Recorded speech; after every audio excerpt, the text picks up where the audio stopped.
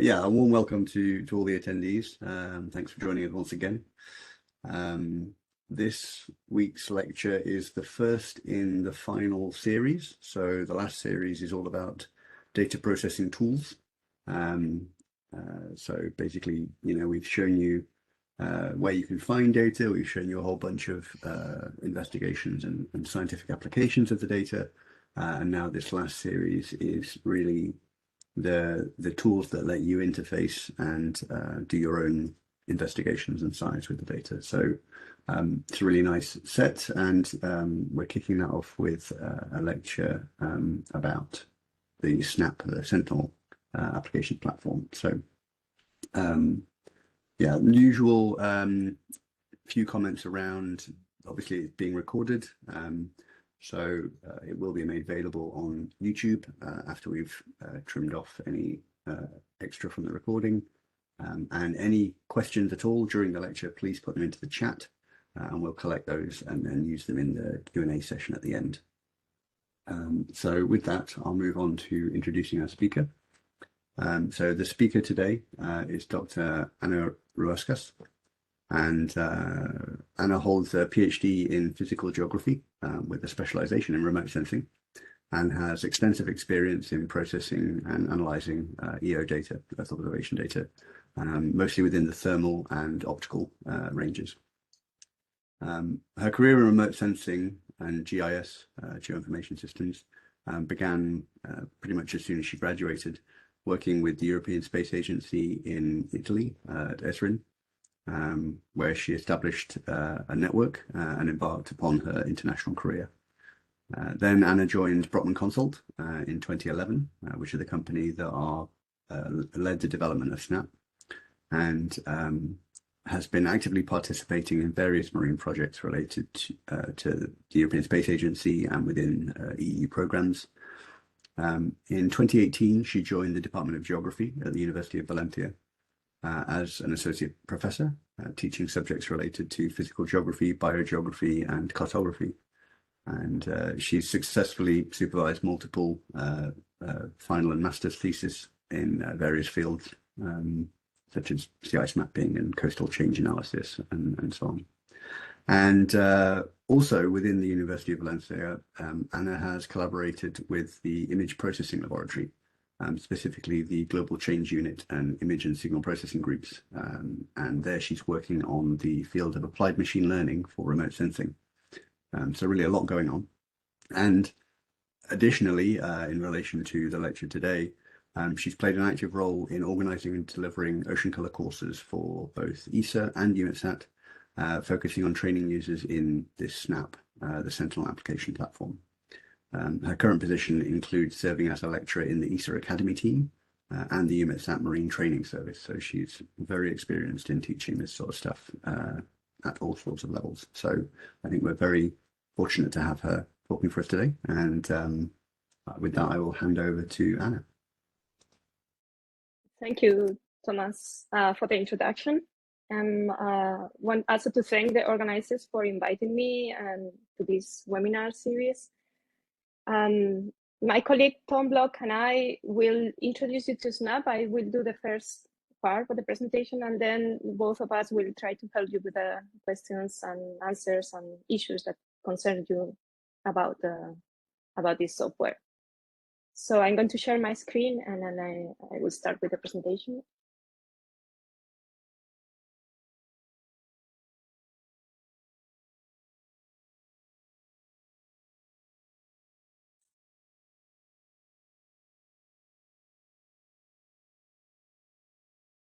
So I hope everybody can see my screen now. That's fine. Yeah. Perfect. So I have 1 hour to give you an overview about the Sentinel application platform, about SNAP. This application platform is an open source. It's a free software that allows processing and analyzing satellite data from multiple sensors, but it's specifically related, or those related to the Copernicus Sentinel program, where it's more developed so far. As an overview, SNAP can read many Earth observation data products and some generic raster formats too. It has great visualization capabilities and allows studying the data using tools for statistical analysis, mathematical operations, correlation, comparisons. There is a big SNAP community. Right now, we are more than 1 million users, and there is a nice forum, a STEP forum. You can see the address here, the link here. And the forum already has more than 10,000 users. So it's really very, very active.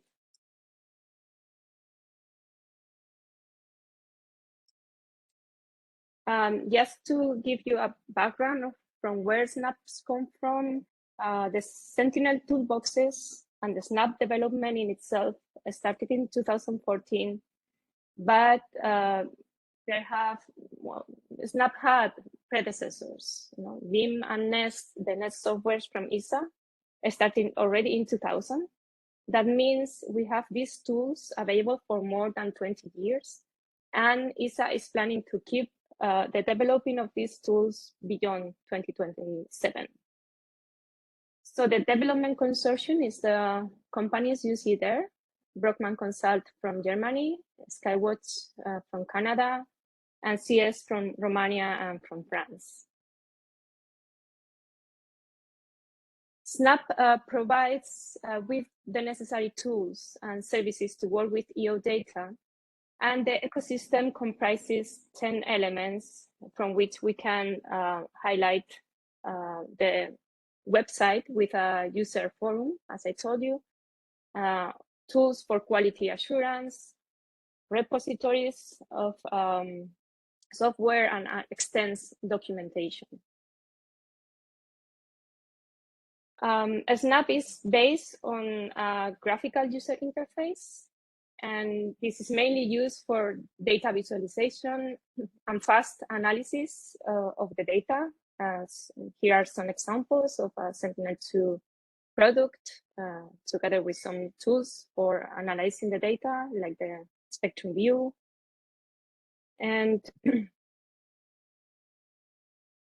it also has a lot of tools for data analysis. So these tools are also available from the graphical user interface that we will take a look later to it.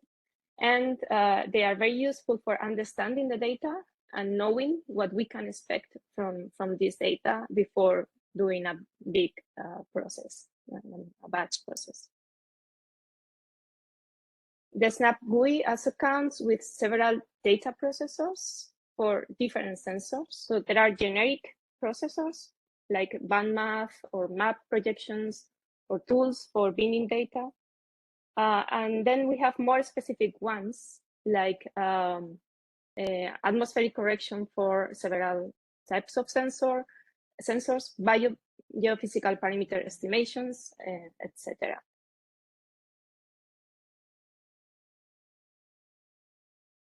Inside the graphical user interface, SNAP offers a way of performing batch processing, mass processing.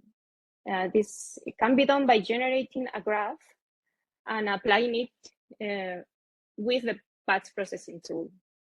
We will see later with a bit more of detail what is, or the different ways of doing this batch processing.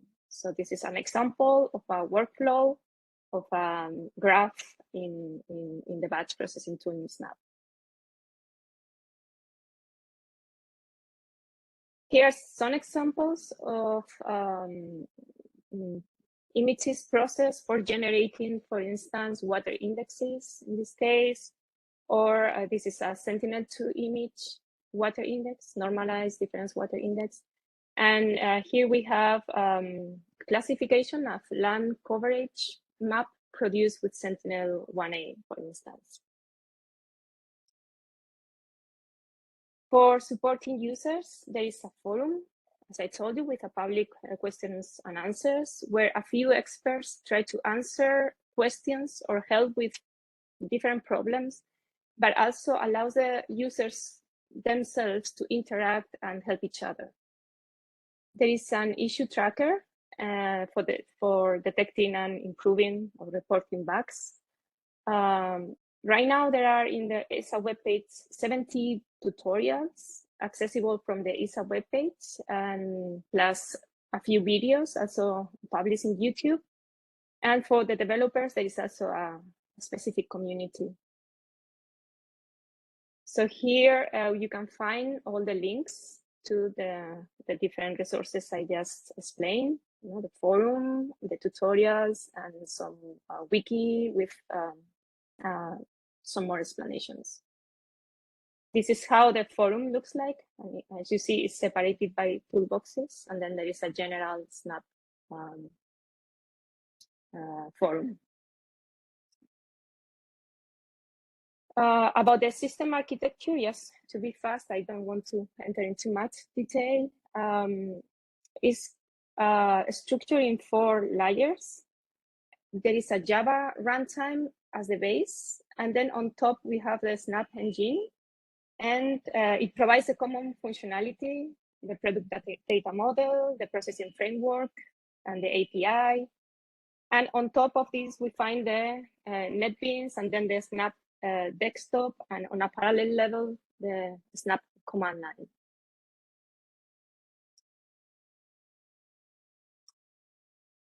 So the Snap concept is based in different toolboxes.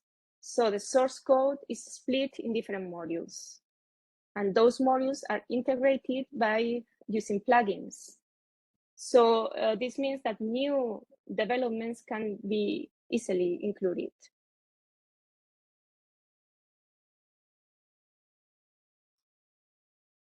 There is also a continuous integration and quality assurance for the Snap developers. So they are using a state-of-the-art system for continuous integration, fully automated tests with large test coverage, tools for system monitoring, and a security layer that includes secure storage of the credentials of the users, antivirus, anti-malware, etc.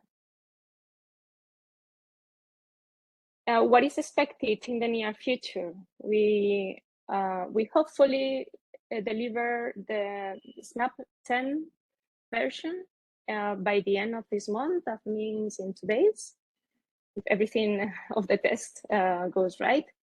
And there are further improvements planned for this and next year, at least until the end of the 2024. And one of the main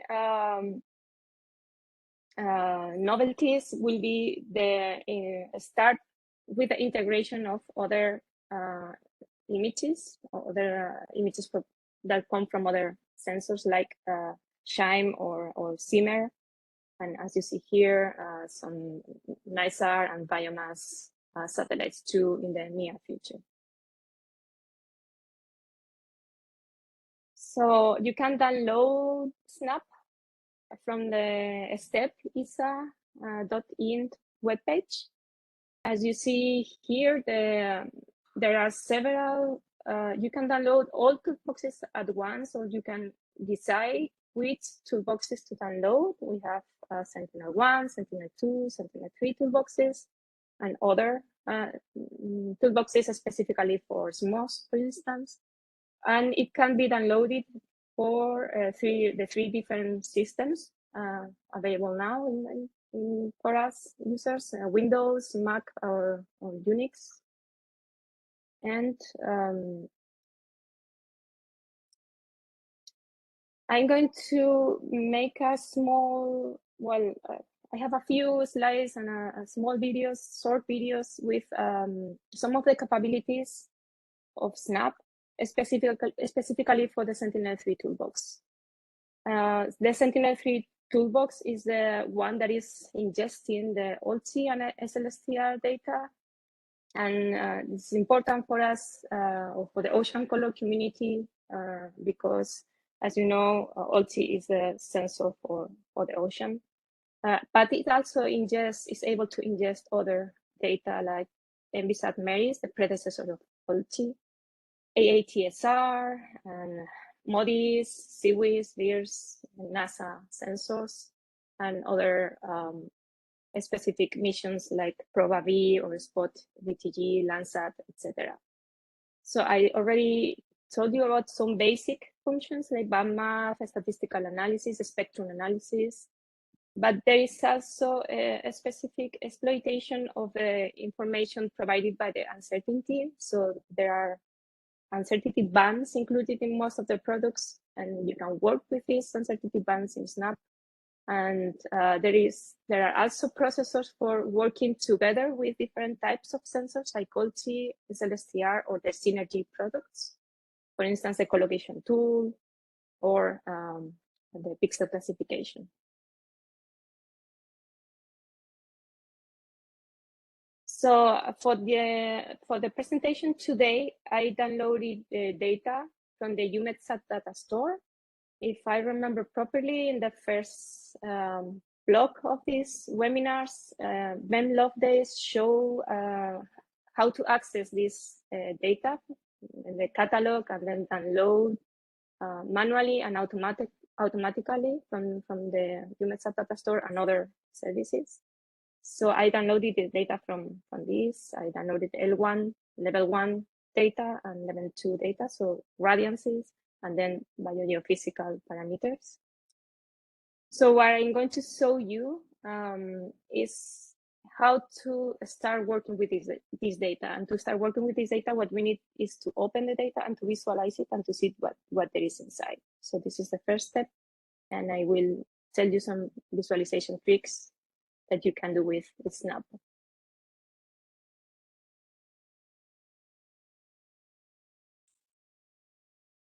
So this is how the graphical user interface looks like. In the Mac, the menu is on the top. So this can differ in Windows or Linux. SNAP can import and read multiple data formats and imagery from several satellite sensors. And from the file import menu, we can see that there are optical, SAR, and other raster formats that are ingested into SNAP. Vector data can also be ingested, but you need a raster as a basis. For simplicity, I will open an OLT-L1 full resolution image and show you some basic functionalities. So I will open it by selecting the XML file inside the image folder. In this case, it's a Sentinel-3 or safe format. So it will take a little while to open. Most of the functions that I will show you here can be used in similar ways in other Sentinel optical data, and also in other NASA sensors. So the contents of the image are shown in the Product Explorer, and you can open one band just by clicking twice on the image, or we can open an RGB composite by clicking on the name of the product, a right click on the name of the product. And there are several RGB composites that you can use. By default, we will select this 3 stimulus to see the whole area in a near to truth combination. So this is the image I have selected. We will see later where this is located in the world. So we have a navigation window that allows us to move around in the scene. We can zoom in and zoom out.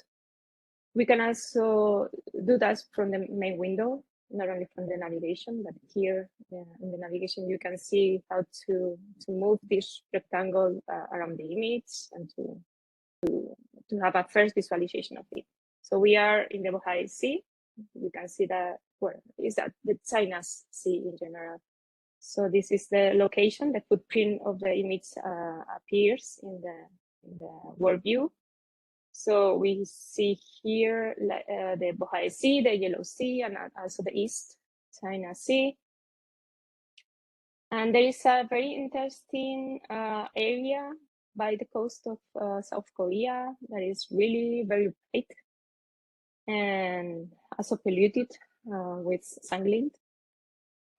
We also see the high sediment content in the coastal water by the mouth of the Yangtze River. And even we are able to see, well, clouds and something in the water in the Bohai Sea.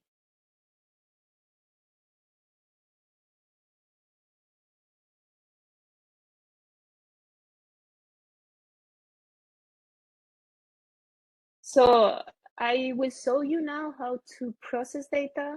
I have downloaded the level 2 data from the UMETSAT data store, but I will perform atmospheric correction and an estimation of geophysical parameters for water quality using Case2RCC. Case2RCC is an algorithm that corrects for the atmospheric effect, so it transforms the radiances into reflectances, and at the same time estimates in water parameters, and is available from SNAP.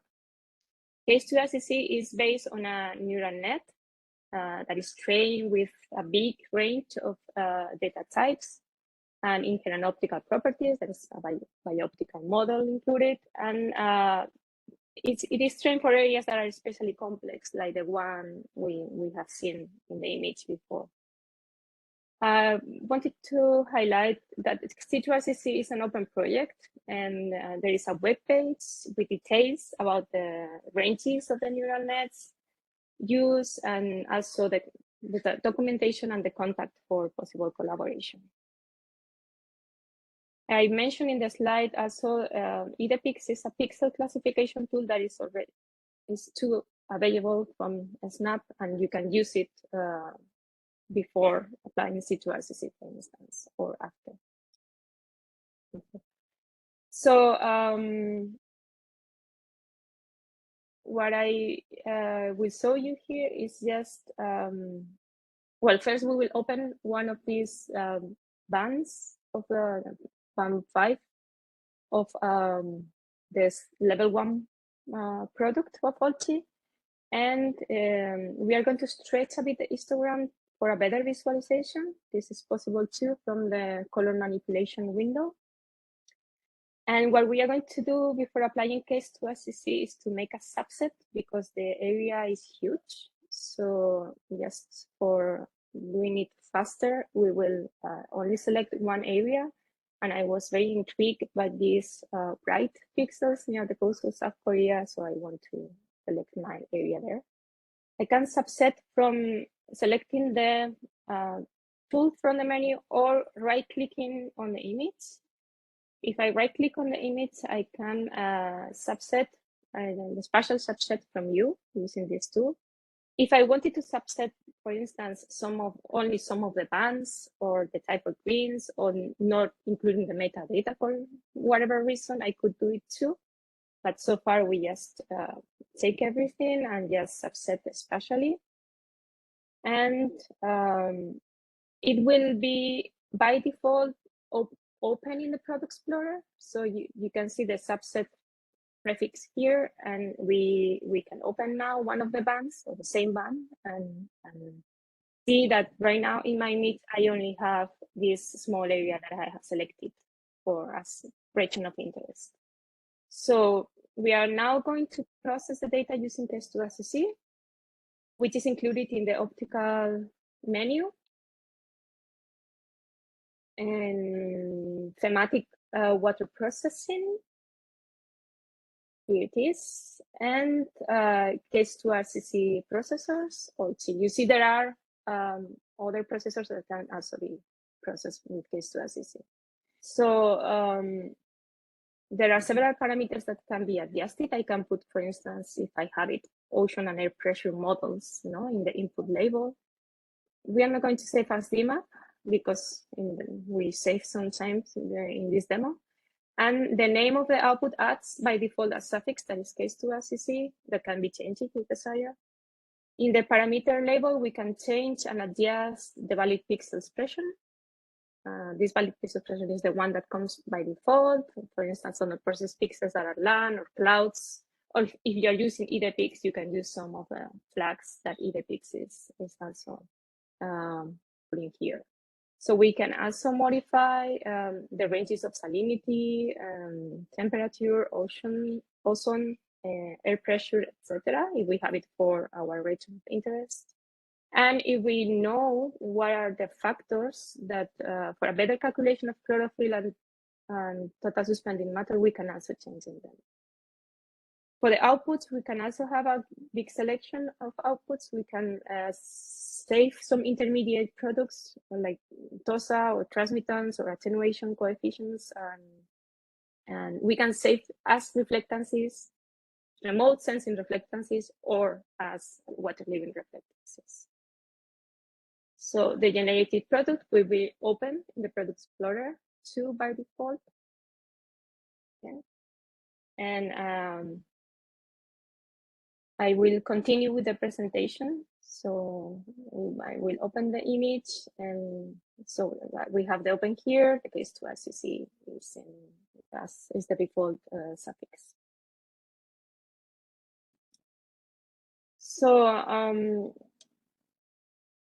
just to show you some of the functionalities that Snap has, I'm going to show you a couple of slides comparing the results of the case 2 SEC processing with a standard L2 processor. So the images that are delivered by UNetSat automatically. So I will show you the just using the window, tiling window, or using a collocation processor. So we can tile the images and put these two images together and add a color scale to the data we have. And in that way, we can see the differences that are easily, in this case, observed in between the chlorophyll concentration product derived by case 2 RCC and the OC Forme standard level 2 from UNetSat. So for instance, we see differences in the masked areas.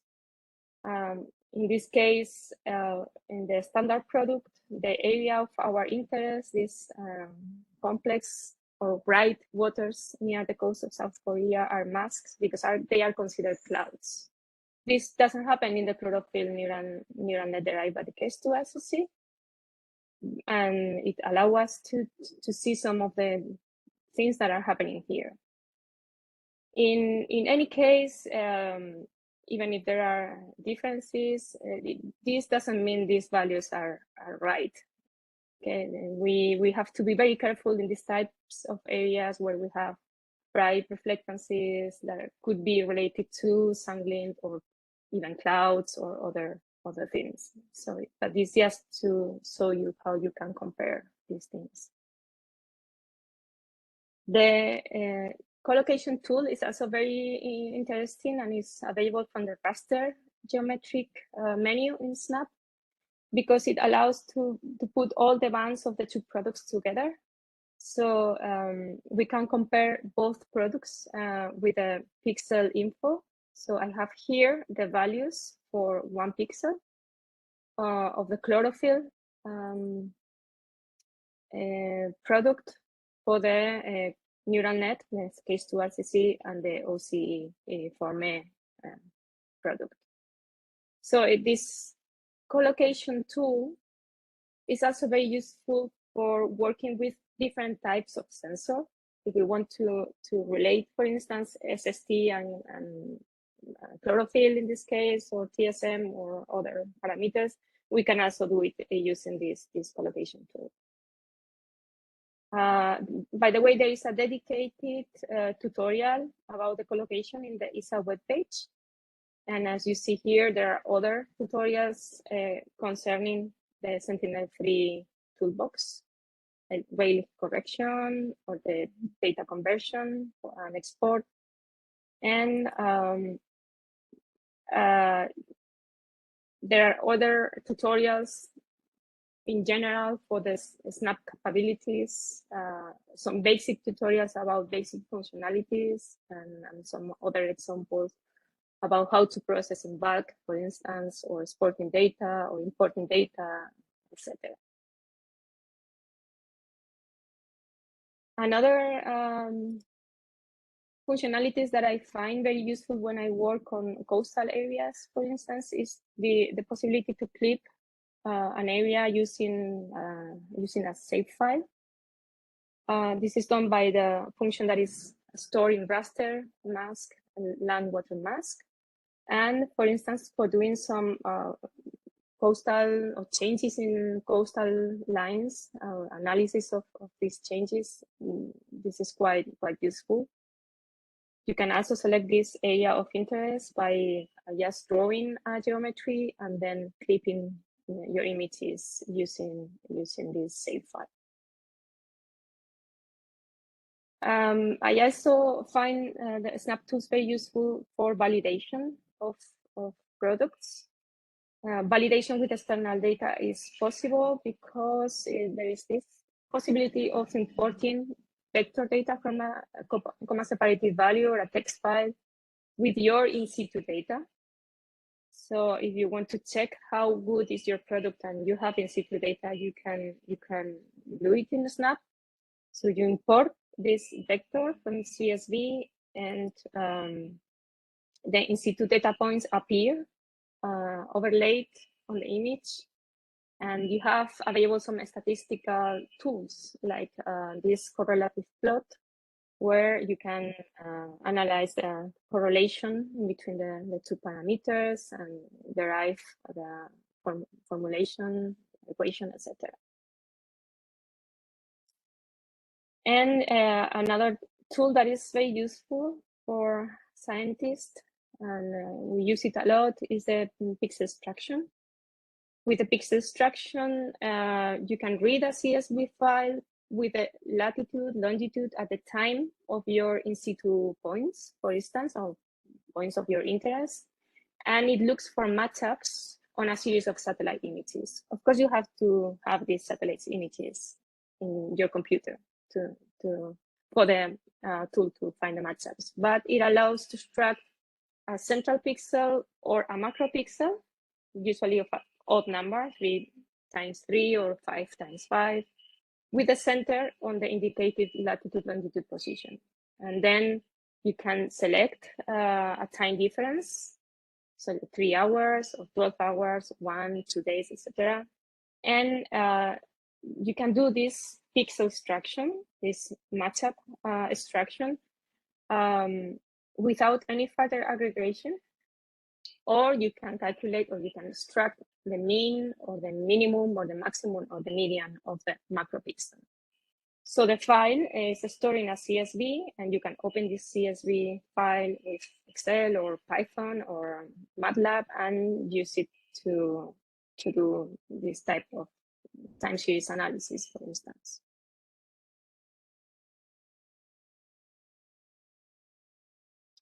I wanted to spend the last few minutes in explaining a bit how to use Snap for batch processing, because the graphical user interface is very nice and very useful when you are starting to work with data and when you want to analyze the data and see what can you obtain from them. But once you have everything clear and you need to work on a long time series, is better to do it. Is better to do it the most automatically the possible. So you use. There are several ways of using Snap in batch mode, and I will go through them and explain a bit how this works. So the first one is the graph builder. The graph builder is what in names says, is you are going to build these types of graphs. This is available from the GUI, and these safe graphs can also be used outside the GUI with a line, with a command line with a graph processing tool that we will see later. So this graph builder allows the user to assemble graphs from a list. There is a list of available operators and connect these operators nodes to their resources. So for adding a node, adding one of these processors, we have to right click on the panel, add the operator, and once the operator is added, you can link it to the source, to the data that is going to be processed with this node, with this function. Every node, except for the first one, the reader, needs a source. That's quite important.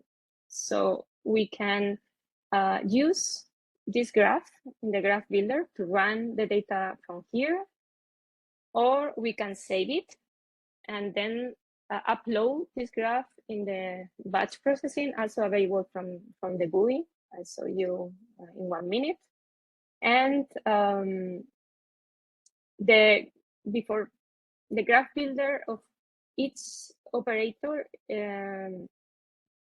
calls each operator to validate its parameters before it's saved. If there is any mistake, it will be, or any problem, it will be shown in the graph builder. This is the XML file that is generated. So this XML file is equivalent to this graph. So this is the XML file that is generated when saving this graph. So once the graph is ready and is saved, we can open the batch processing tool, also available from the tools in the GUI, and we can open or load this graph and select the data that we want to process with these different functions that are stored in the graph. And next, what we have to do is just to tell the processor where we are going to store the outputs and just run the processor. So I made a short video showing this. I think we still have time, so just for you to know where the graph builder is from tools, and then how to add an operator. I'm going to use the subset processor, and moving to the left of these nodes, this circle, red circle, will appear, and it will allow us to link the source product with the processor, like this. So we read multi-data, we select an area of the study, and we write a new product, okay? We can view how this XML file is written here. And this is the XML file that is going to be saved when we save the graph, okay? Yeah, and then we go to the batch processing. So in the tools, we save it here, my graph. And in the tools, we go to the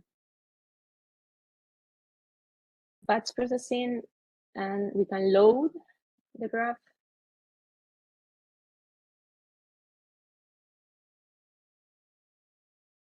And with the plus, yeah, we have the processor and the right labels, and we can run.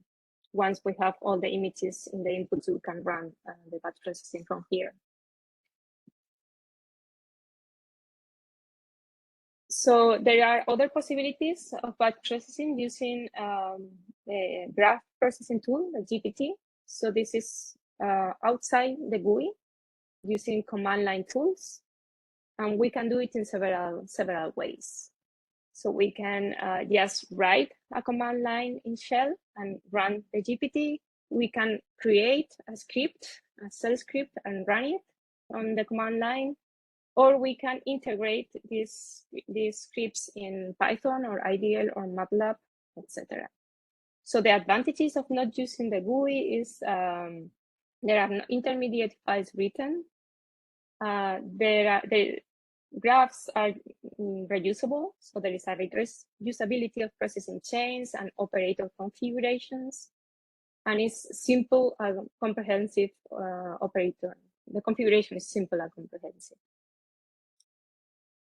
So to run the GPT, we need to locate the snap bin directory and open a terminal. So we go to terminal, just using this GPT-H command, we have a list of all the operators that are available from the GPT. Not all functions that are in the GUI are available from the GPT. This is something you have to know. And only those operators whose plugin has been installed in the Snap will be shown here. This is also important. In the Snap bin directory, we also have another two tools, the pconvert. Pconvert save is a way of saving automatically images in different formats like VMAP or image formats, PNGs or etc. Usually it's used for quick look generation of images. And then we have the Snappy configuration launcher to configure the Snappy, that is the other batch processing tool that I will show you in a bit.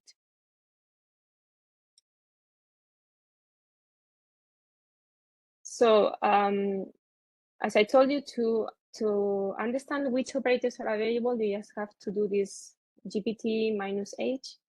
The usage on the command line is usually to indicate that you're using GPT, to load your XML file or your graph, and then to indicate what are your sources or where are your sources, what kind of images are you using. And I already said this, so we can move to the next slide. So this is an example on how to use GPT from command line with only one image. So this is the way of the syntax that Mac uses, is dot/GPT. In Windows, this differs. Then you have to indicate where is your XML file, the one you have created in the graph builder, for instance. And then you have to indicate the source. So what is your input data? And with this -T, you also indicate the output data. So in this example, I was using an Sentinel 2B MSI level 1C, and I was applying resampling of the data to 10 meters or 20 meters, for instance. You know that, or if you don't know, I tell you, Sentinel-2 MSI has different bands with different spatial resolutions. So usually to work with them is always better to bring everything to the same resolution. So, and then I did a subset for an area of interest and applied the K2RCC processor to obtain a level 2 reflectances and water quality parameters from the Sentinel-2 data. Using this same idea of the XML with shell, what we can do is to generate shell scripts, and this will run on not only on one image with one command line, but we can copy several command lines in one file. We will need to change the input names and the output names to do that. We can use Excel or other editors to do this. And then we save as BAT in Windows, or we save as SH in Linux or Mac, and we can run it directly from the terminal. Another way of doing this is just generating a proper shell script. Also with indications of the output and input products, and just do a for loop to run on all over the images we have in the input. Or we can integrate this in, for instance, a Python Jupyter notebook. So it's basically the same. It's calling the input path and indicating the output path. Where is my graph? Where is the GPT? And integrating this into Python. So it will process all the images that you have in your folder, and it will apply, in this case, the subset, idpix, case2-ACC, merge, etc. There is more information about how to do batch processing in the wiki, in Confluence. So there are some examples for Windows, for Unix, etc. And there are also two other options to run Snappy batch processing with Python. One is using Snappy. Snappy is a bridge between the Java in Snap and Python, and allows invocation of Snap functionality from Python and vice versa. The GPF processing graphs can be also created and executed with this Python if preferred over the other options of the command line. So I show you a couple of examples of the use of Snappy.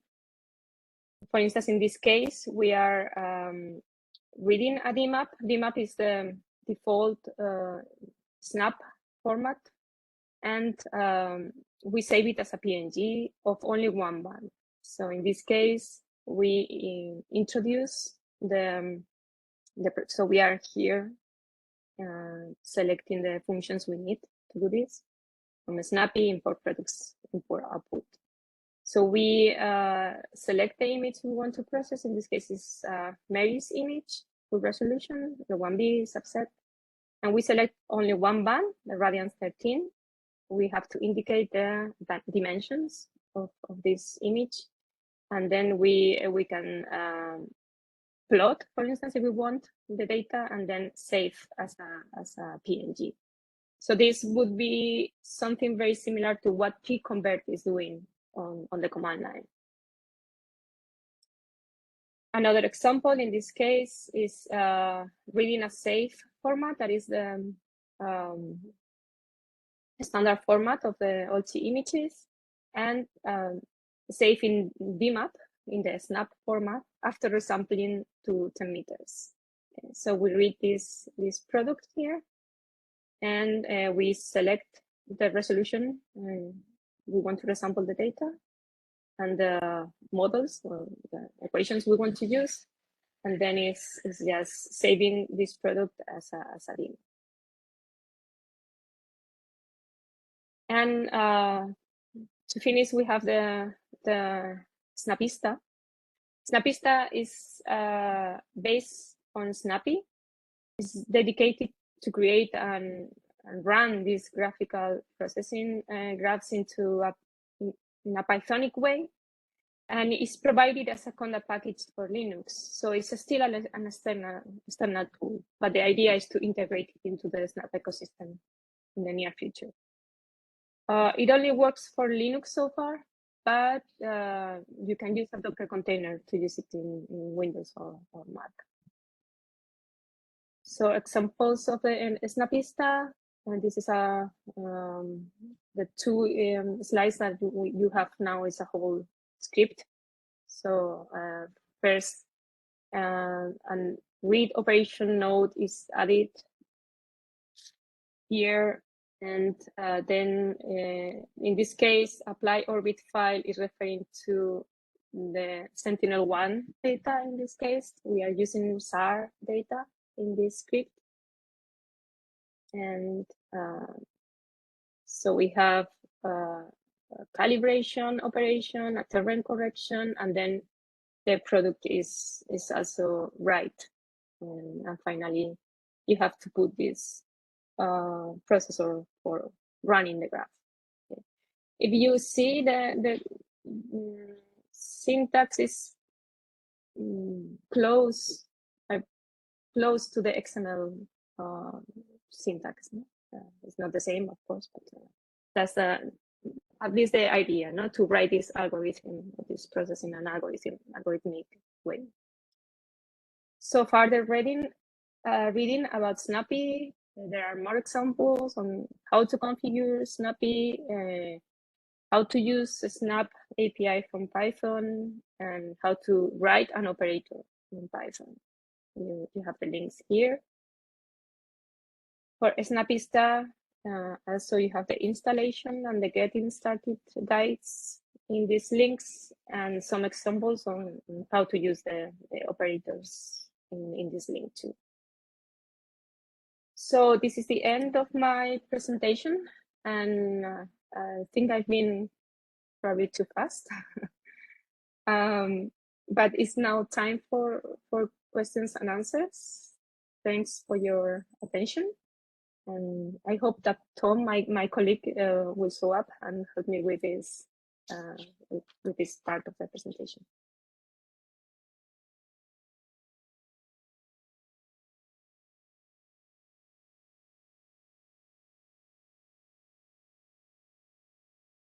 Tom, you are muted.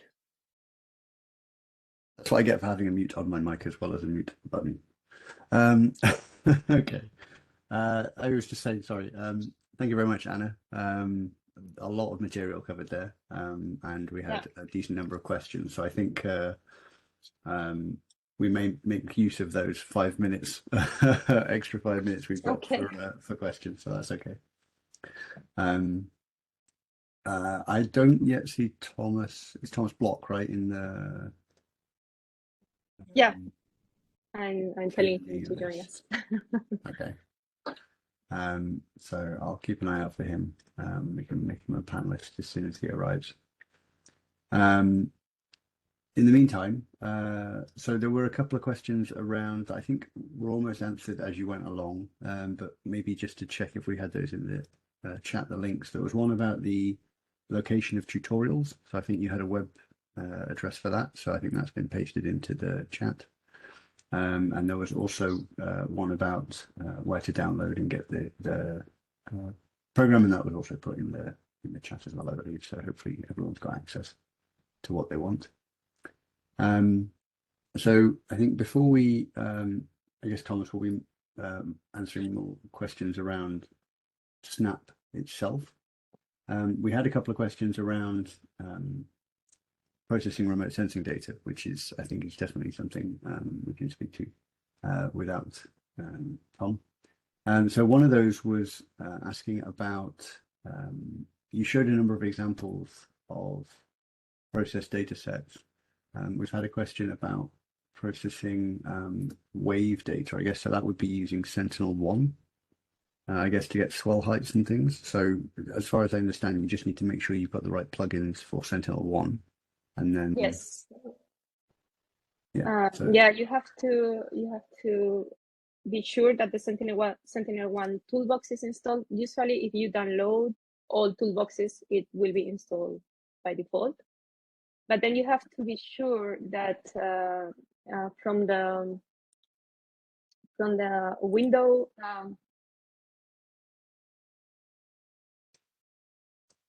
from the tools menu, there is plugins section.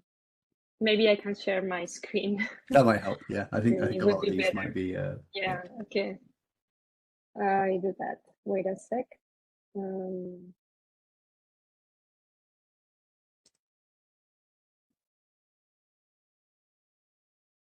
Okay. Can you see my screen now? Yes. Okay. Snap is open. Mm-hmm. With the product explorer, visual info, the viewer. So from tools, you have the plugins. And these plugins, there are many that are also installed by default. Usually when you install Snap, it checks for the new plugins, or every time you open Snap, it will check for the new plugins and it will ask you if you want to install. In any case, if you skip some of them for any reason and you want to recover them, there are always this list of available plugins or information about the installed plugins. Or if you have something that you have developed yourself and you want to include it, you can also add plugins from this tool. Okay. Great. So yeah, if you're interested in ocean swells, then make sure you've got the right plugins and look at Sentinel 1 is the answer to that one. There was, it might be, Tom might have a better answer for this. There was a couple of questions that we tried to answer in the chat around some people on Macs recently have had issues with Snap pop-ups not appearing properly. As I understand it, one that should be fixed for Snap 10, which he said is going to be released very shortly. So that shouldn't be a problem. For those in the meantime, I've posted a little few steps where you can, there's basically a tweak which has worked for a number of people, where you move one of the subfolders within Snap out, try and start Snap and then move the folder back, and that seems to fix the Java issue. But it shouldn't be a problem for long, because as far as I understand, it's fixed in Snap 10 anyway.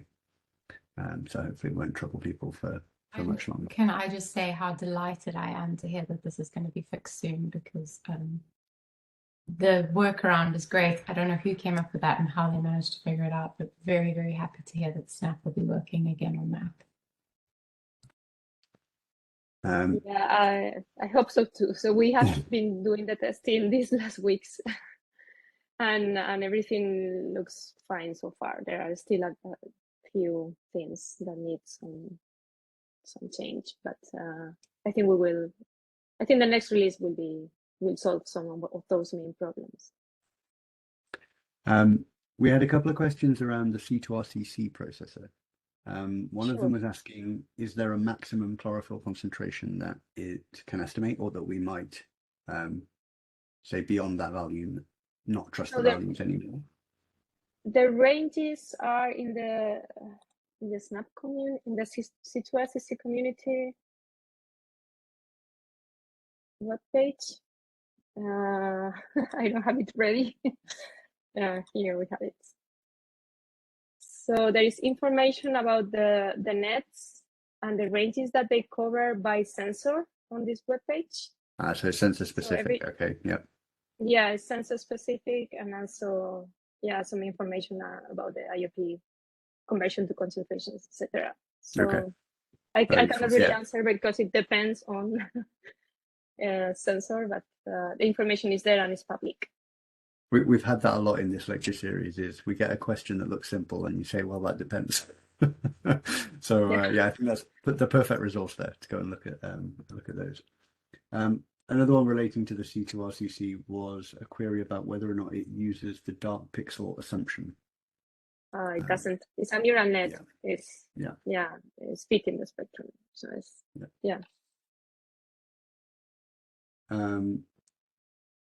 There was a query around, so I think you mentioned in your list of sensors, well, someone wants to process OceanSat-3. Was that in your list of big sensors that we know Snap can handle, or is that currently not in the list that it's kind of already built? Yeah, that's a question for Tom. Sorry. Okay, that's fine. We can wait for Tom on that one. Let me check the. I told him at 2 p.m., so maybe he's not ready yet. Don't see him in the chat yet. Okay. There was a question around trying to download images that have low cloud cover. Now, this is not a thing for Snap, but I think if the person asking that goes back to look at the talk by Ben Loveday on data access, you can put into your query cloud cover, so you can look for cloud-free images, or mostly cloud-free. You could say 70 or 80% cloud-free. So that's not something that Snap will be helping you to download those images, but the software that exists already, the APIs, do allow you to specify that. So I'd recommend going back and look at Ben's lecture on data access for that one. We did have a question about whether or not, so at the minute for Snap, you have the Snap processor on your machine and you have to download the data locally to your machine.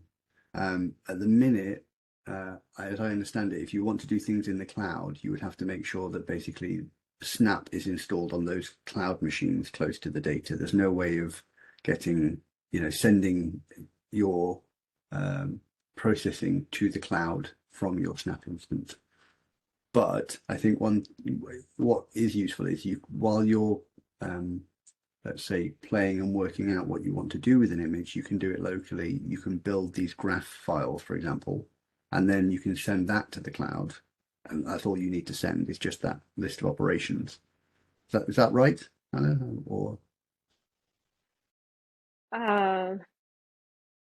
well, I think you have to have Snap installed. yeah, so if we have in your Snap installed server. on, yeah, if we have Yeah, Snap in a cloud instance. yeah, these technical questions are really over me. So, Okay. yeah. I usually what I do is use it locally. It's very yeah, I think rare that's how a lot of use it on a people server. are using it. The cloud instance would probably be for really, really large processing that someone can't do on a single machine, you know, if they only have access to a laptop.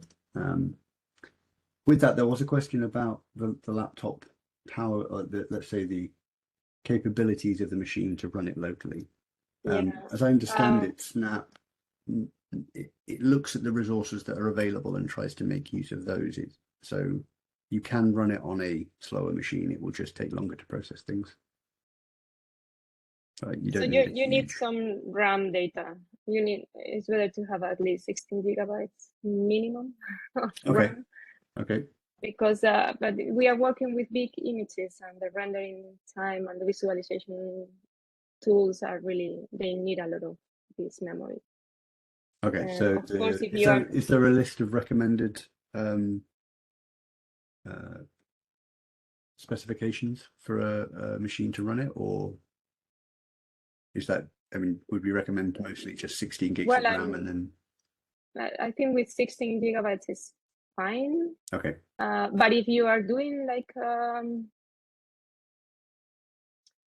if your processing is really like a long list of things to do on one image or several images, I would recommend to go for the batch processing using the different, the command line or the GPT or all these options, because that really makes the processing faster and it doesn't consume so much memory.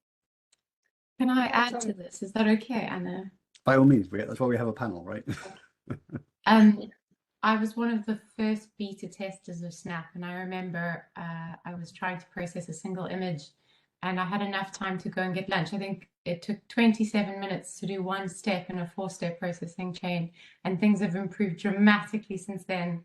But I've also taught in a variety of countries using Snap where people maybe don't have access to very good computers, or the computers are very old. And Snap is quite heavy. It does use a lot of resources on your computer. And I will say, if you don't have the best machine, for example, I make sure that everything else is closed when I'm doing data processing in Snap, so that it has I don't set it up to fail, and it will fail if it runs out of RAM or memory. So you should just give it its best chance. And I would recommend closing other things if you are going to be doing some heavy data processing in Snap. It does require quite a lot, but it is certainly possible, even on rubbish computers like mine, as long as you don't give it too much to do. If you've got PowerPoint open, Excel, your email, and you're watching YouTube videos while you're processing in Snap, something's going to give. And just give Snap a good chance by making sure other things are closed if you can. Yeah, thanks, Lauren. I think that's a very nice advice. And it's getting better with every release, Anna. I mean, as I said, I remember when it used to take such a long time, but every single release, Snap just does better and better. So we're very lucky to be at this stage already.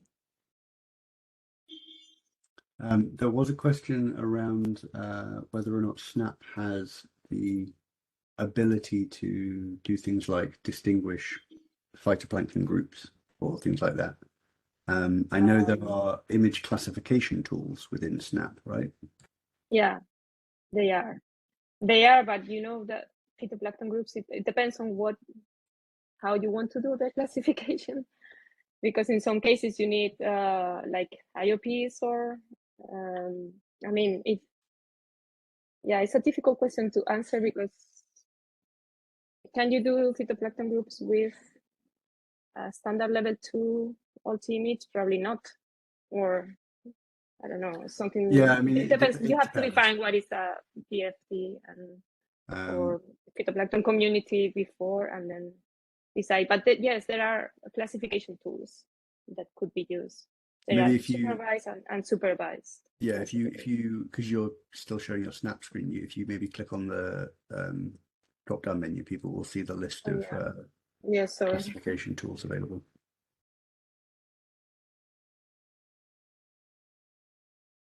Yeah, so we've got. So in from the raster, you have the unsupervised classification to cluster data. That is always a good exercise to do first to understand your data. And then supervised classification with several classifiers based on machine learning. So like random forest or KNN and other tree classifiers. So there are also segmentation tools, chain detection. There are really many tools for processing raster data in general, not only optical or radar images that have their own labels.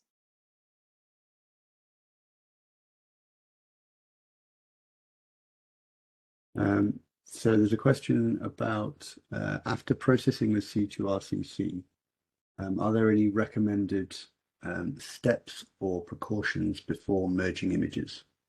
So if we go to then kind of a compositing stage. So yeah, averaging reflectances is always a bit dangerous. But if what you want to do is to use concentration products, for instance, I don't see much of a problem. But maybe some of maybe Lauren or Shuba wants to add something in this. I mean, probably it's always better to do the mosaicing or the integration or the binning first and then run the processor. I'm happy to hear other opinions.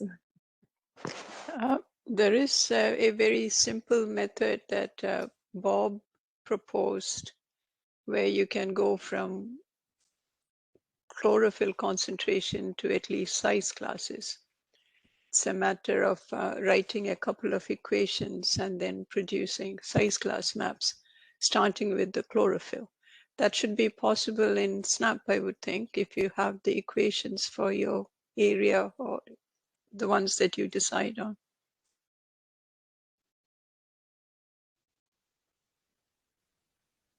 I think there you're talking about PFTs and things again, right? Yeah, for the PFT, that was, okay. Unless I missed it, I thought that was the question. Can we get? No. So so that's there's one we moved on to a different question. Moved back. Sorry, I missed it. Okay. Which was any precautions. So say we process 3 or 4 images with C2RCC, and then we average those images or we composite those images. Are there any precautionary steps we would take beforehand? I mean, one of them would be making sure that we've applied any recommended masks, those sorts of things before merging. But it's just if there's any other points you'd like to raise. Sorry, I thought it was still on the context of the other one. Okay, sorry. I can't think of anything specific to CCRS. Yeah, I mean C2RCC, sorry. C2RCC, yeah. I mean, I think so. Someone's mentioned that you can get negative outputs for reflectance from the C2RCC, maybe. I don't think so. But normally, I mean, negative reflectances are physically impossible. In that case, I mean, it's a problem that comes before merging. Yes. I would suggest don't work with negative RRS. You would mask those, I think. Yeah. I mean, I would say definitely, if I can add to that, I personally have not done merging in Snap. I think for me, Snap, there is a point where doing processing should move to notebooks. But I haven't done something like this in Snap before. But I will say one of I think Snap's strongest and most brilliant capabilities is how easy it is to apply the masks and how much flexibility there is about masking. And if you know your area very well, which hopefully you do, you'll know which masks are the most relevant to apply. And if you are getting negative values, I would say that there's probably a mask that you've missed, probably around glint or around cloud edges or something like that, because there shouldn't be negative values. That shows that something's gone awry. And it might be worth playing around with your masks, with your, I assume you're talking about Sentinel-3 Ulchi data, applying your masks, testing your different masks and seeing how that applies. So here's I'm sure you can give a good example here, but masking is really, really key if you want to maintain sort of accuracy.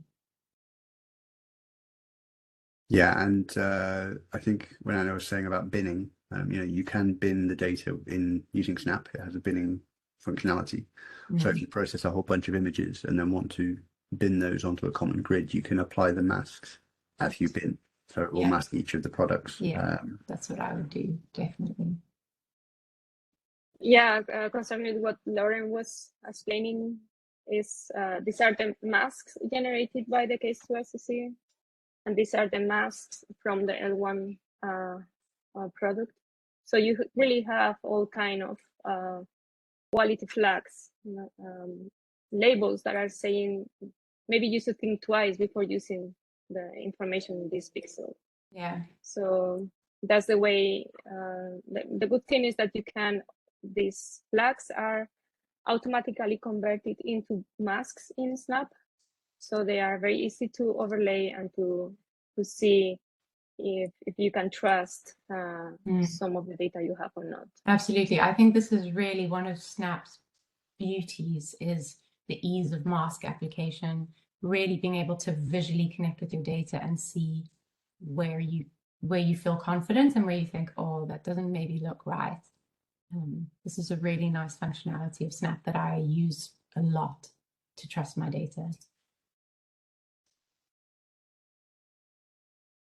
I don't know if you have used this functionality much, but for the change detection, that requires you to have all of the data locally for the change detection and time series analysis. But I guess if you're having issues with data volumes and things, you can, Snap has subsetting capabilities as well, right? So you can subset areas and then do your change detection. I haven't used the change detection, I think, within Snap. I don't know if you have, Anna. I haven't. Okay. Maybe Tom is now in the crowd. Maybe. Is he? Yeah. Maybe he has something to say, but I'm sorry, I cannot help. There is, yeah. I've added him as a panelist. Well, I can say first hi, just to introduce. I'm one of the engineers behind Snap and doing the software development and all that stuff. Unfortunately, I'm quite new to the Snap right now. I was there in the beginning when it was called Beam 20 years ago or something like that, and made up the basic architecture. And then I stepped out and just came in recently back. So actually, I cannot answer this because I haven't done it. But you can, as Thomas said, you can subset if you want to have a small region. You can use a batch processor to subset your data if you have a large stack of data. And we have access to catalogs on the agenda for one of the next releases, so that you're not really bound to have all data locally. So we are working on that. Maybe. Okay, I think that's a couple of people were interested in whether or not remote data access would be so that's really interesting to hear. Great. There was another question that came up, Tom, that Anna was waiting for you for, was about the list of sensors that can be processed. There was a query whether or not OceanSat-3 is on that list or not currently, and if there's plans to include it if it isn't. Not that I know at the moment. Okay. Okay. But that doesn't It's mean, not- you know, if the data's in NetCDF format, you could still read it in and process things, right? It's just not got default. Like... Yeah, I mean, if it's this always if it's in a common format like NetCDF or ZAR, it's Snap can open it, but does not do the full interpretation of all the metadata, and probably will not apply automatically be able to apply mask, because mask layers are not detected as those. But you could work as if it was in a standard like MATLAB system or something like that. You could open the data, process, but not take full advantage of Snap being able to interpret the satellite data. Yeah, so tools like Edapix, you know, we have an Edapix for Olchi, we have an Edapix for Meris, we have an Edapix for, I think, Modis as well, and a whole bunch of others. But yeah. And those make full advantages of that. They know where the center bandwidth is and all that to optimally apply the algorithms, which is not possible for a generic NetCDF file. Would it be possible to take a request back to Snap developers and team and whatnot to include additional sensors such as the OceanSat-3, OCM3 kind of ocean color sensors? Of course, it's possible. We have an open forum where everybody could write suggestions, ask questions. Anna, did you spread the link to the forum? Okay. Yes, This is I will. where we are constantly watching what the community wants and occasionally help if we have time. The problem with additional sensors is that in the end, Brockman Consult is a company, so we need to have some funding for that. And either ESA or someone else has a budget for us or not. And if not, then I don't see reasons. I don't see means to implement something like that just for free. But we are discussing with ESA. If there's a strong demand, we will of course get a work package done. It should be possible, but it's not cheap. I mean, software development is not something cheap. So. Yeah, I agree with that. So it is a big request. So my request was for Brockman to pass it on to higher levels in ESA. Yeah. So that it becomes possible. Yeah, I mean, just drop a mail to me about the real requirements, detailed requirements, and then we can discuss this with ESA. Tom, the request from the participants was very clear. They would like to use ocean color, what is it called? Ocean Color Monitor, OCM3 from ISRO. And Yeah, I mean, would I it think be if to process all it within Snap? if a number of these attendees go and, you know, put the request in on the forum, and then, you know, BC have a case to take that as a point to raise with funders, then there's a clear path there. It's I mean, I will recommend that the forum, I think, is a very good thing. It's the level of response is very high. You know, I've seen people post questions and get responses very quickly. So yeah, if you are using Snap and if you are having problems, don't suffer in silence. The forum is there, so use it. The forum is good, but some of them may only go to the forum if they know initially that Snap will do what they want it to do. So it's like, but there are ESA staff in the forum too. yeah. So yeah. In any case, we have also to understand that the Snap is an ESA toolbox, and it's a project, and it's more focused on the Copernicus program. So these have somehow the. Yeah, I do understand that. They are the favorites. But NASA sensors are in there. So anyway, I sympathize with those who asked the question. And my request is for ESA to go beyond ESA and become a global provider of services. Mm-hmm.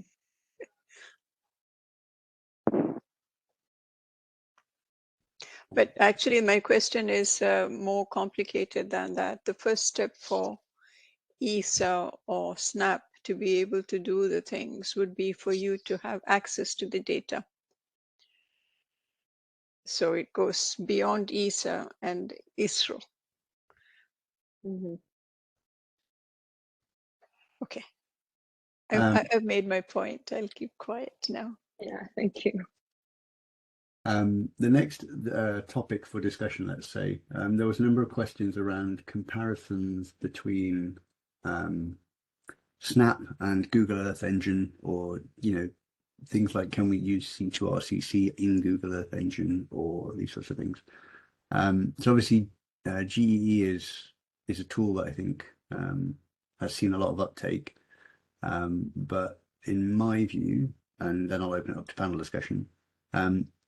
There's two main functionalities. One of them is, taking an image and investigating something visually, like we're doing here, and maybe statistically as well. And then the other one is the big batch processing. And Snap has capabilities for both.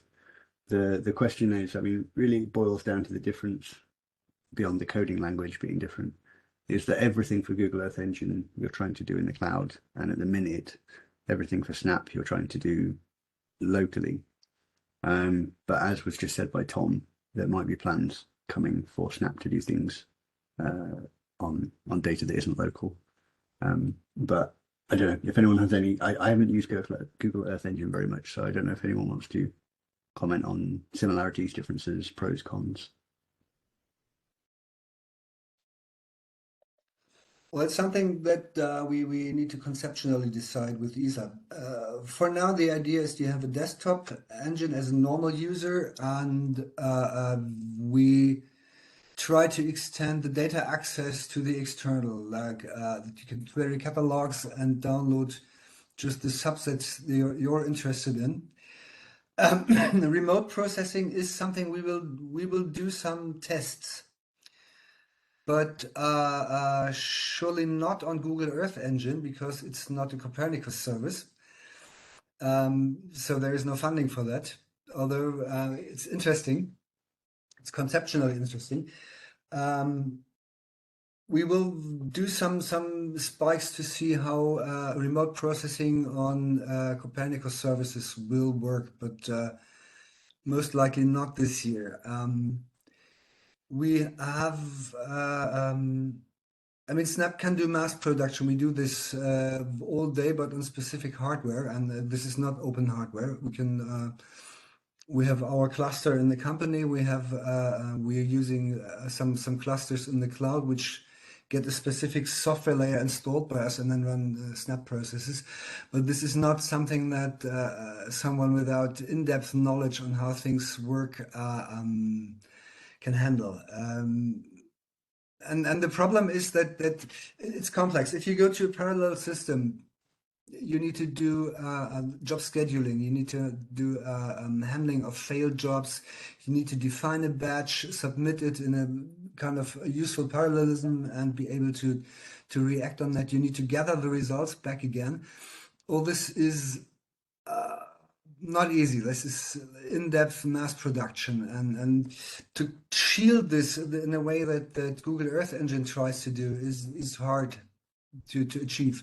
They can do this easily because they have a huge batch of developers in the background, and they defined a very small interface that allows you to supply JavaScript code and do something with that, and then have an internal dispatching.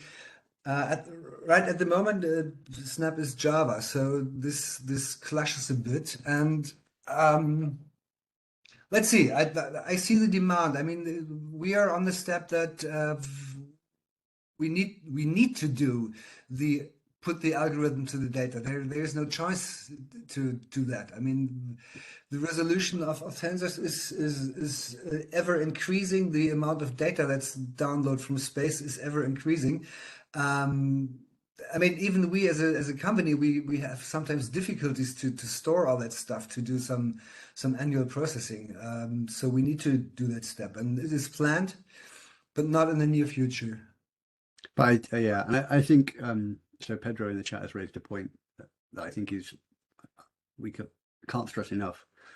So he said that GE doesn't have the capabilities and algorithms that Snap has, and I think that's one of the real strengths of Snap, not just in ease of use and the layout is easy to navigate and these sorts of things, but the amount of scientific knowledge that's gone into developing the codes and the applications so that you can apply an atmospheric correction or something very simply is massive. If you have to code that up yourself in GE, I mean it's just a monstrous task. So yeah, so I think GE, I've seen a lot of stuff for things like Landsat, where people have been applying simple difference algorithms and things to Landsat data. But I think for the applications that we're looking at here, particularly ocean color and in water products and things, the amount of scientific applications that you have access to through Snap, the plugins and all this stuff, is really useful. And I would hate to have to try and recode any of that into GE. Okay. Any more questions? We've had a couple. There's one about, is there a common platform to get Sentinel derived products like chlorophyll? I think so. If that question is asking about if there's a single place to go to for, let's say, Sentinel chlorophyll products, again, I would go back and look at the lectures on data provision, because Copernicus and other services, that's where they're producing those or servicing those, let's say, mass processed derived products. What's have we got? So there's a question of whether or not those future plans, I guess, for remote processing would be integrating Snap with things like CreoDS or Wikio. Yes, that is the plan. Okay. Good. Okay, so that makes sense. And that's again, if you want to find out more about where the data resides. So it makes sense to use a EU-based cloud platform where the data is uploaded to as a target platform. And I think Ben even covered Wikio in his lecture, I think, briefly. So again, we'll go back and recommend looking at those. TJ, there was also a question about the data being in the same place. I don't know if now is the time for me to quickly address that, or if we can leave it. It's up to you. This is free speech bit, so go for it. No, I just wanted to say that you need to go back to my first lecture where I explained that a lot of the services are divided between ESA and UMETSAT. And UMETSAT is the marine sort of repository for marine data, and they do have Sentinel 3 JSON data within UMETSAT. So they are responsible for making the marine data available. On the ESA side of things, Sentinel 1, 2, and some land data from Sentinel 3 are provided through ESA. So those are two separate streams, which makes sense when you look at the bigger picture because of how big and ambitious the larger Copernicus program is. However, I'm really glad we talked about CreoDS, for example, where all of that data are available in the same place and do not have a one-year rolling archive like the hubs, some of the hubs do. But CreoDS, Wikio, these are very good repositories where the data are centralized, and I'm very happy to hear that Snap's going to be connecting with that more actively. But bear in mind, guys, there is a marine agency and there is a terrestrial agency, and even though there is overlap, UMETSAT takes care of marine, ESA takes care of terrestrial, and that's why it might be frustrating that you go to different places for the data, but don't forget about places like CreoDS where all of the data are centralized. That's all I wanted to say. Okay, I think we're pretty much caught up with the questions now. So there's just the last couple in the chat. So there was one about updates on Snap training programs. So I don't know if there's somewhere on the forums or anything that would be a good link that people would keep an eye on if there's new materials or if there's new features that come online that people would maybe want to have instruction on. I don't know if that's planned. So the forum is a good source to know about the updates and the news about Snap, and then also to ask us if there is something specific where to find data or where to find tutorials or videos or And there are also many programs from both EUMETSAT and ESA where SNAP is used as a tool for imagery processing, especially for ocean color. So it's also good to check the EUMETSAT training webpage and the ESA courses. ESA delivers courses, at least 3 courses every year where SNAP is used on different, not only in ocean, but also on land or even a remote sensing general course that is done every 2 years by the ESA Academy. So there are resources outside, and there are a lot of things, and I know there are many users, many SNAP users that are producing also YouTube videos. So this is also a good source for training.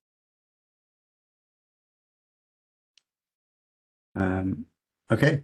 I think that's about it with the questions now. Oh, one we've missed. Why does Sentinel-3 have 2 water-leaving reflectances, one normalized and the other not, and what are the differences?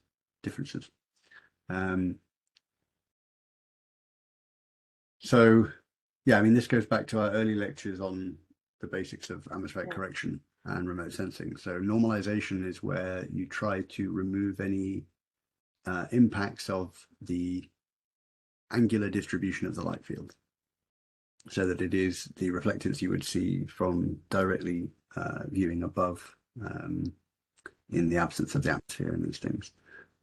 Why do we have 2? I guess is the important part of that question. Why do we have normalized and non-normalized?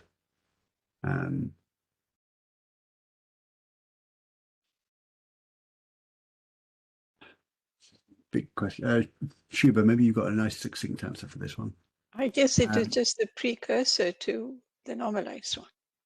Yeah, I mean, there are, I know there's some applications, for example, use like Raman corrected reflectance and things like that. So those tend to be ones where you're looking more at features on the surface. So if you're looking at trying to look for things like floating algae, some of those have used like Raman corrected reflectance only, like bottom of Rayleigh, sorry.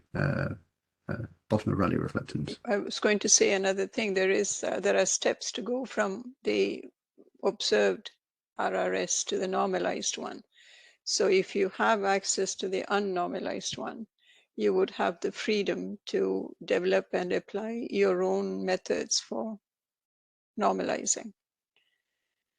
But normally, if you just want reflectance and go ahead with your algorithms for in-water properties or whatever, then you wouldn't use the unnormalized one. Yeah. So for most of the applications I think we've seen in the first, 12 lectures so far, that will have mostly been, whenever we said RRS, that's been referring to normalized reflectances.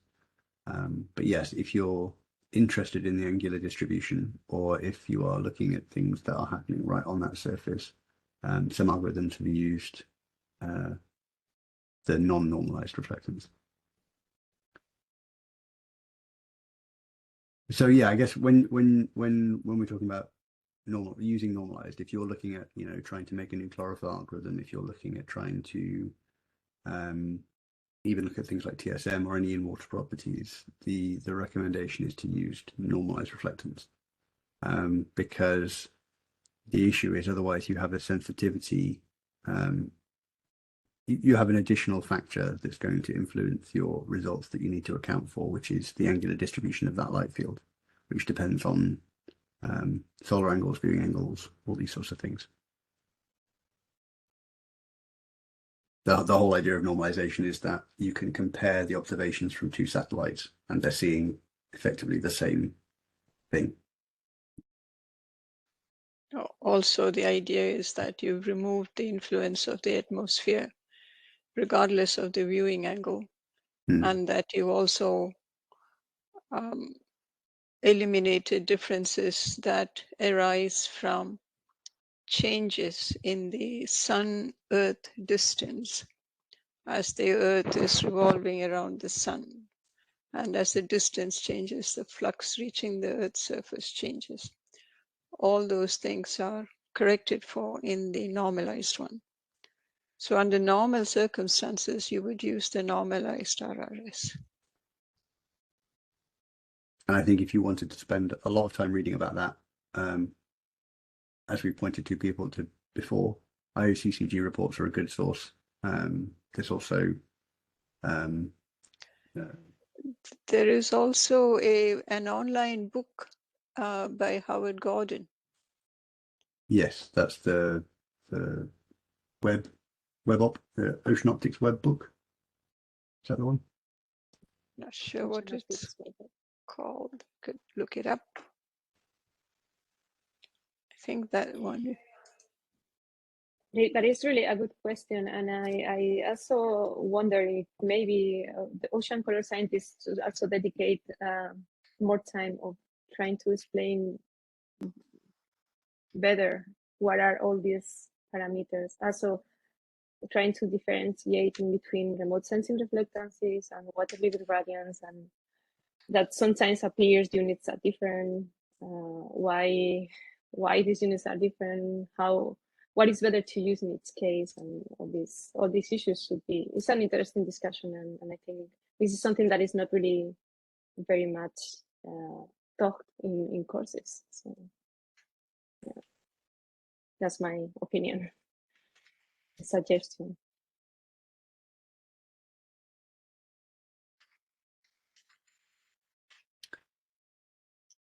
Okay.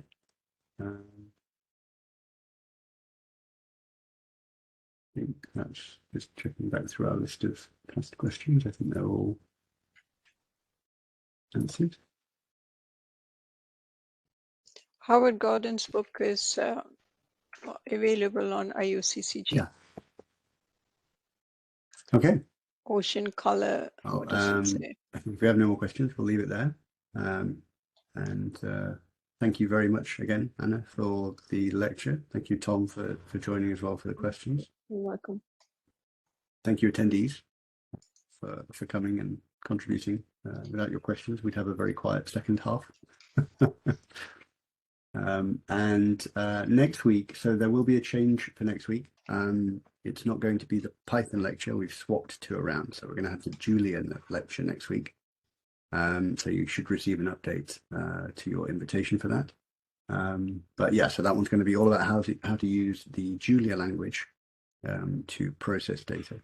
So that'll be quite an interesting one, and that's being given by Gail. So we will see you there. And thanks for coming.